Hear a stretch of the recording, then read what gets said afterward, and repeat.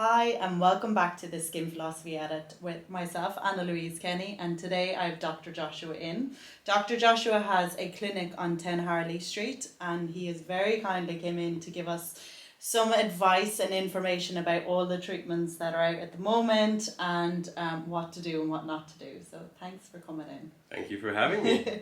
So how did you get into this industry at the start? Oof, that's a very, very long story. I'll try to keep it brief. In medical school, during my surgical rotations, I got an interest in plastic surgery, like the finesse in all of that, and kind of delved into it. But it's an extremely competitive specialty, so I didn't end up going into the residency there for training, and then split off into maxillofacial surgery, which is very similar, but you need to do a dentistry degree after your medical degree. And then during the dentistry, I got into a little bit of Botox and fillers and things like that, just out of interest. And then it turned out I had a real knack for it. Got a job offer in a really big clinic in Rotterdam and Amsterdam, because I was in Belgium at the time. And that snowballed, got like some national press, etc. And then I got headhunted by a big clinic in London, and then I had to make the decision, like, do I stop doing dentistry and just go straight into private practice in London, which at that point I was 26, 27, so it was a really big step, because that clinic was also on Harley Street. So from barely graduating to immediately private practice on Harley Street in a big international clinic was a very tempting offer. Big step. So I pondered it for about 2 weeks, and then I said, you know what, let's do it. And then I packed everything and moved to London and haven't looked back since. Really? Absolutely. Like Rotterdam compared to London? Well, I'm from Antwerp, Belgium myself. I didn't live in Rotterdam, but the clinic was there. But yeah, I mean, there's no comparing to London. It's such a huge, interesting mix of international people. The experiences, the opportunities here. Also, competition is very, very stiff, because it is an extremely saturated market in London. So you really have to stand out. Otherwise, there's no hope for you. Why do you think like Belgium or even Holland hasn't developed as fast paced in aesthetics as much? I would say Belgium is about 10 years behind and Holland is about 5 years behind.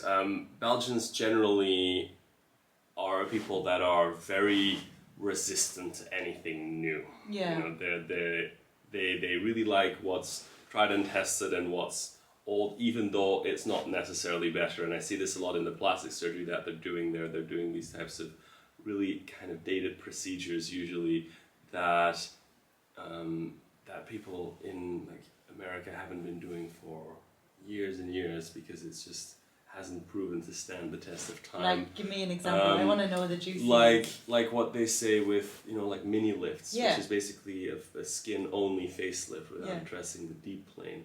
And in a young patient, sometimes it can make a little difference. But the gold standard is, let's say, a deep plane facelift. I don't know how well versed you are in the specifics of plastic Well, I was surgery. talking with a friend about this, having facelifts. Not me, but we're talking about in the future, and that's why I want the information. So the deep plane facelift, where they address the SMAS, the deeper tissues and connective tissues and fat pads, and they pull that back and suspend that.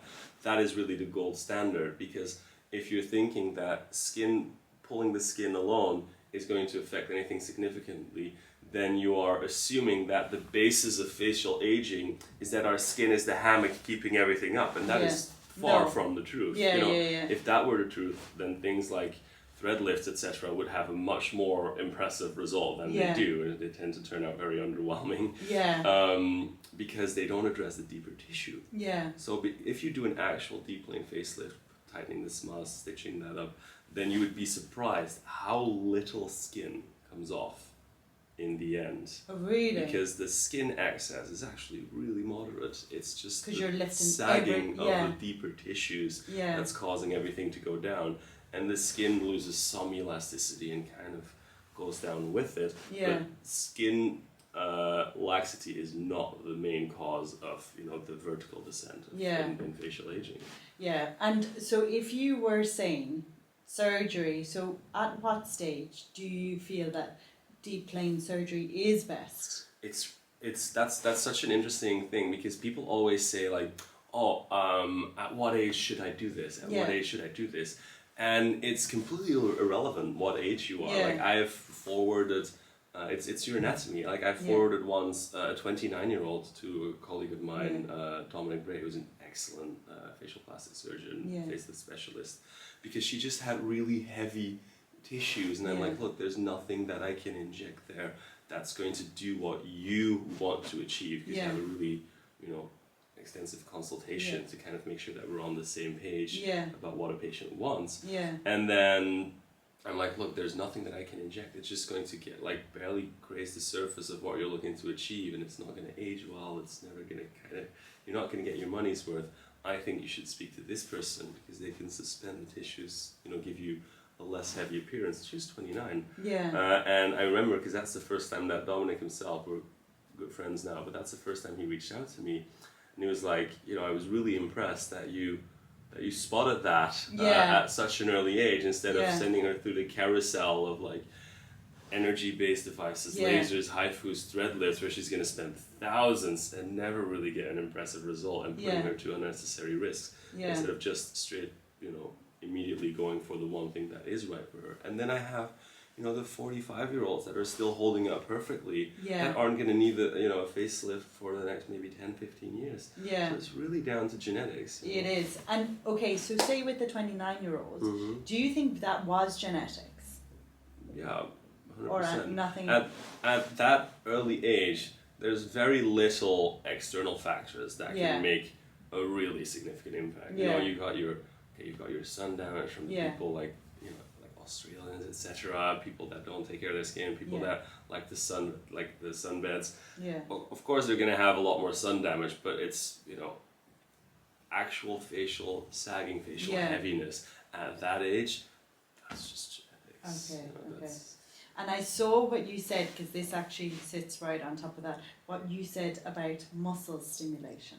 And all of that. So this is like... It's very controversial topic this day and age, with all the new devices being flung at us. There are some, and to be honest, all the devices are all just remixes of old technologies. Welcome to aesthetics. Everything is a new jacket on an old concept. Completely, like really it is. But muscle stimulation, so I get what you're saying with Botox, we're relaxing.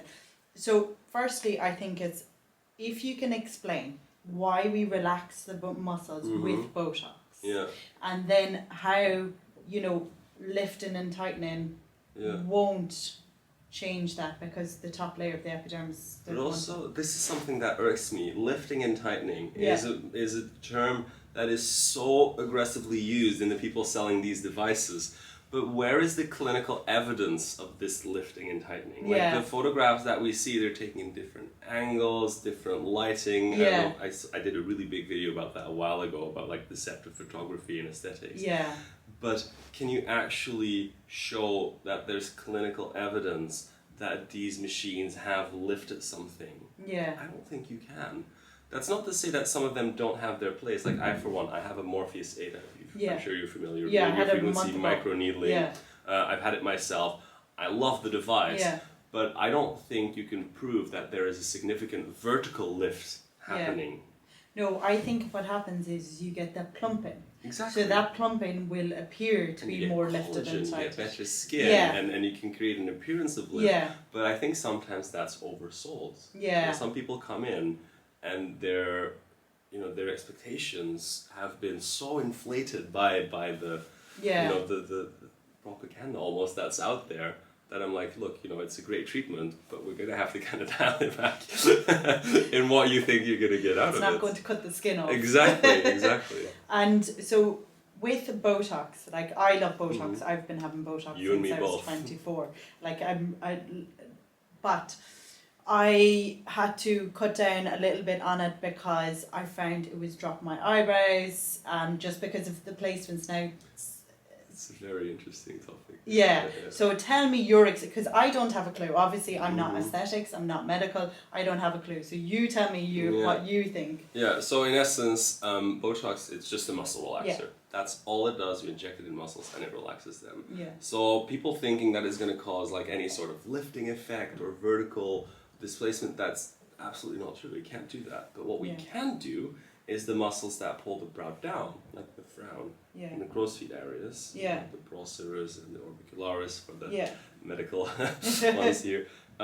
They pull the brow down. So if we eliminate that downward pull, then when we're smiling and speaking and expressing ourselves, we will obviously have a more higher position of the brow if we don't pull that down. Yeah. Then some people, they don't really have that activity in those muscles that pull downwards. So if you Botox them, they're saying that, oh, I'm just going to lift your brow a bit. They probably won't, because they're not really using the muscle all too much. The people that really pull that tail down, or pull that center down when they're talking and expressing themselves, they're going to be very happy because they have a very high activity of the downward pull. Yeah. So eliminating that is obviously going to give an appearance of lifting. Yeah. Then when it comes to the forehead, that is the elevator muscle. You know, that lifts the brow up. So that's where we need to be careful knocking that out, because if you eliminate that function too much, you're going to get a heavy, low, flat brow. Yeah. So what you do there is you have to find the right height, because you want to knock out the top part of it without knocking out the bottom third. Yeah. This is a generalization. It's a bit different for everyone. Some people are more sensitive there, some people are stronger, some people react to it, some people have really a lot of activity high up in the muscle and none low, and vice versa. So this is really one of the muscles that I find has the biggest variation.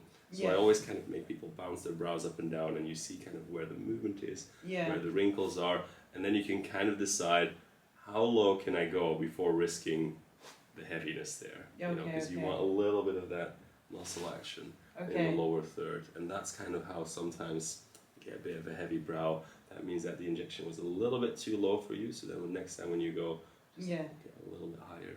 Okay, so it's actually bringing up a good point, because a lot of people, when they get a heavy brow, would say, oh, I'm not going to go back and get it done again. Like, oh, it's not for me. Like, I don't like the way that it looks. Yeah. It's the same with bad lip filler. People get bad lip filler and they're like, oh no, I don't like the way that looks. Well, you haven't had it done right. You know, I've had my lips done 2 weeks ago, and I'm sure you couldn't tell. There you go. No. Exactly. Well, I agree with you, because one of the injectors I had at the clinic, like, he was so good. It was so natural. You wouldn't even notice. Exactly. And that is the key thing, is like just doing it without being obvious. And so with Botox, how often should it be getting done? I know this is like... well, it's very different for everyone. Generally, we say no sooner than 3 months. That's the time you want to leave it, because otherwise they say you could build resistance to it, which obviously we don't want. Yeah. I tend to hyper-concentrate, meaning I use slightly higher concentrations than is indicated, because I find that it lasts a little bit longer. Yeah. So then I always tell people, look, we're hoping to get 4 months out of it, because that already makes a difference between doing it 3 times a year or doing it 4 times a year. Which is a big difference. Like, you're paying a little bit more, but you're taking less time out of your day to go up and down. And you also need less top-ups if you do it that way. Yeah. You do need to be more precise, because if you cause a problem, it's also going to last longer. But then again, that's on me. That's the responsibility that I take with my experience. And then I have some people that have it last 5-6 months, and they only come twice a year. Some very lucky ones, their Botox lasts up to 8 months sometimes. Not me, unfortunately. With me, it's always like 3.5 on the dot. But yeah, the variation there is huge. Yeah, and you were speaking about threads earlier. Not a fan. Yeah. Not a fan. So we have PDOs, we have Silhouette Soft, where that's disappeared too. I don't know, because that's just gone. Yeah, I think the new one has taken over. What's the name? I can't think of it. But there's like a new one that's kind of